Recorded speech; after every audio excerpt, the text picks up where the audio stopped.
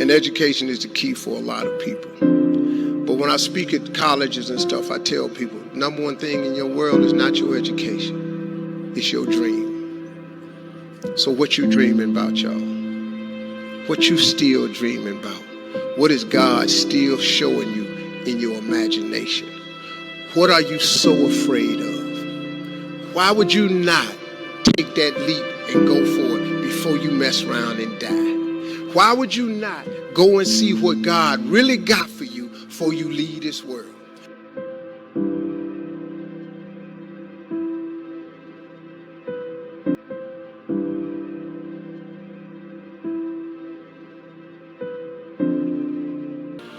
Your gift is the thing that you do the absolute best with the least amount of effort. I want to tell you something that can help enrich your life. It's a sure sign from God that he ain't through with you because he wakes you up in the morning. When he's done, you won't wake up no more. But as long as you're waking up, that means he has something for you that he hasn't been able to give to you for whatever the reason. I'm going to help you get to that reason a little bit quicker. I want to tell you something that I learned that changed my life. I was reading a book one time that had a quote in there from Albert Einstein. And Albert Einstein said, imagination is everything. It's the preview to life's coming attractions. If you think about that, that's a really, really true statement.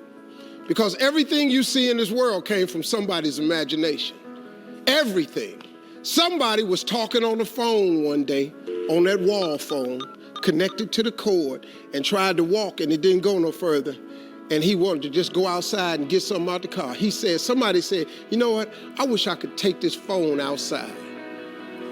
Everybody in here got a cell phone. It was in somebody's imagination. Somebody imagined that. Somebody imagined everything. Somebody got tired of walking. Somebody got tired of driving cars. Somebody said, we're gonna fly. You're not finna fly. Everybody in here have been on a plane. See, your imagination is the evidence of things not seen. You know why they call it the evidence of things not seen? Your imagination, you the only one can see it. You're the only one can see it. See, so all this stuff you've been imagining was not some hocus pocus. When you imagine stuff, it's actually God showing you a preview of a coming attraction he has for you. That's what your imagination is. Why do you keep imagining yourself with a second home? Because God wants you to have a second home. Why do you keep imagining yourself in a supervisory capacity on another job? Because God really wants you to have that. Why you keep dreaming of opening a business one day? That's because that's what God really got for you. And he put it in your imagination. The problem with your imagination, though, is you tell it to the wrong people. If you want to kill a big dream, tell it to a small-minded person. You can't, oh man. Think about this in your life. How many times have you had this really incredible idea and you took it to your family and your friends? You shared it with them and they shot it down. You know why they shot it down? Because they couldn't see it. Because God didn't put it in their imagination, he put it in yours. It was your evidence of things not seen.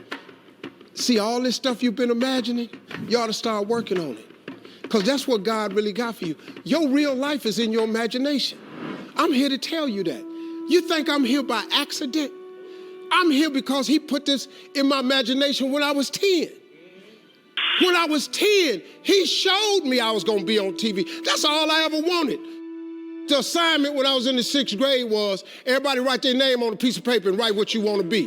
You know what I wrote on my paper? I want to be on TV.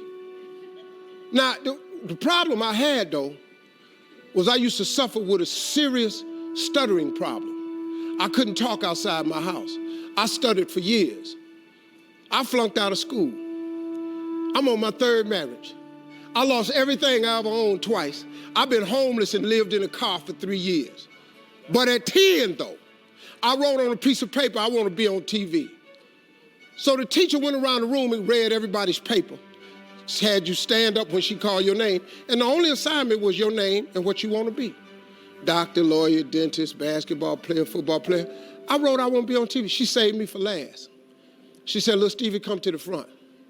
Now I'm thinking, I'm going to the front because I got the best answer. Because ain't nobody had put that on their paper. She called me to the front. I'm thinking I'm finna give me a gold star. But I was wrong about that. She called me to the front to humiliate me. First of all, you know I can't talk. I suffered with stuttering stammer so bad, man. I couldn't talk at all. And that lady lit in on me. Why did you write this on your paper? Now I'm standing there, I can't talk. Who in this school ever been on TV? Who in your family ever been on TV? Who in this neighborhood ever been on TV? I'm crushing, man. I'm standing there dying. She said, look at you standing there. You can't even talk. How they gonna put somebody like you on TV? So every Christmas, I send her a flat screen TV. Because I don't want her to miss me. I do not want her to miss not now episode of me. Because I wanted her to see what God had done for me. The fact that you couldn't see it, it wasn't for you to see. He put it in my imagination.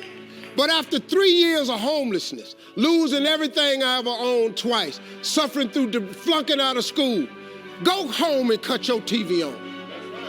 That little boy with the stuttering problem, he all over that TV. You can't cut your TV on. You can't cut your TV on not now day of the week and you don't see that little boy. That little boy with the stuttering problem is all over that TV because God put it in my imagination. All I did was hang on to that thought. I just kept hoping. I just kept hoping that what I had wrote on the paper would come true. A lot of times it wasn't about no faith.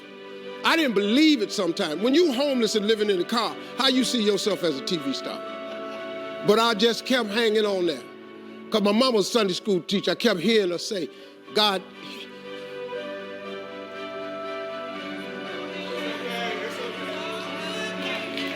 God didn't bring you this far to leave you. God didn't bring you this far to leave you. Why do you think he keeps waking you up? Because he got more for you. He got way more for you. He got plans for you. But he needs your faith. He just needs you to call on him. He needs you to dust off your imagination and just go for it. You got to try. Quit waking up thinking you ain't got no say-so in your life. You have a choice in this matter. You can't stop what happened to you, but you can doggone sure do something about what happened to you. Life is 10% what happened to you, is 90% what you do about it. Somebody in your family gonna die. Somebody in here gonna get fired. Somebody here gonna get an eviction notice. Somebody gonna get laid off. Somebody company gonna close. That's life. Somebody you love gonna break up with you. That's life. But what you gonna do about it though? Since it's gonna happen anyway. Trust me, go home and ask God to open up your imagination and then pursue it with everything in you and watch what he do for you.